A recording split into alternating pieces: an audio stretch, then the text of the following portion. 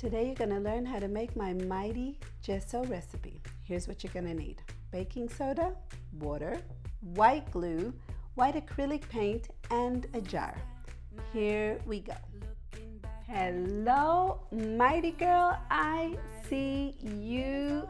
Today I'm going to teach you how to make a really easy homemade recipe for Mighty Gesso. Have you ever used gesso before? Gesso is a primer.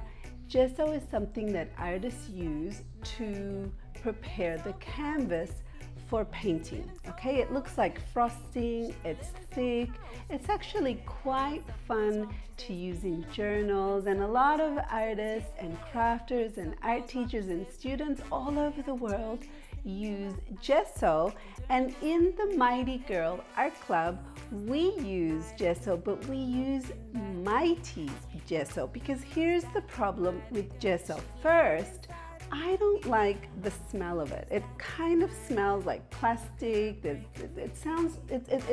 smells a little too chemically for me. And also, gesso is expensive in the stores.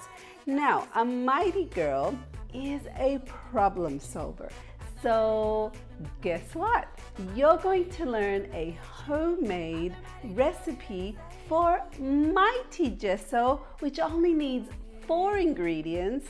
It is so much easier to use, to make. It doesn't smell, and you can use it in your journal pages, on canvas.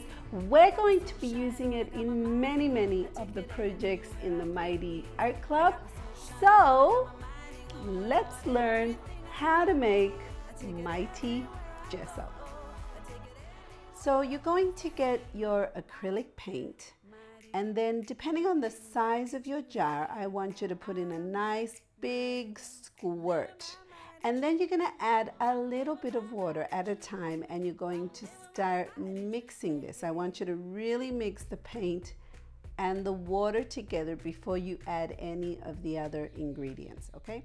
Next, you're going to get your glue bottle, and you're going to squirt about 1.5 tablespoons, maybe 2 tablespoons of glue, and give that a really good mix.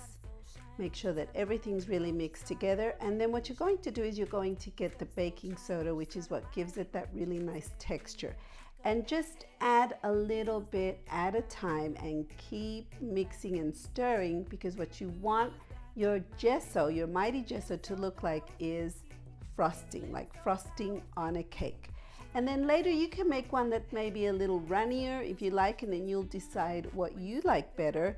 But for now, make yours look a little bit like frosting, okay? And keep mixing that. When you're ready, just put a lid on it and your gesso is ready. This is how you make Mighty Gesso.